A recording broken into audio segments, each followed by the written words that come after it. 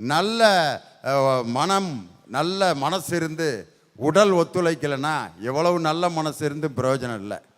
உடலும் மனமும் ஒன்றுக்கொன்று தொடர்புடையது. இந்த உடலில் எது ரொம்ப முக்கியம்? மனசு முக்கியமா உடல் முக்கியமா? ஒரே ஒரு செய்தி சொன்னால் போதும். நல்ல உடல் நலம் நல்ல குரல் வளம் இருந்தால் தான் நான் பாட்டு பாட முடியும். என்னுடைய குரலில் எனக்கு தொண்டை கட்டிருந்துச்சுன்னா நான் பாட முடியாது. ஆனால் அதே தொண்டையை உடனே சரி பண்ணிவிட்டு 2 நாள் கழித்து பாடிடலாம்.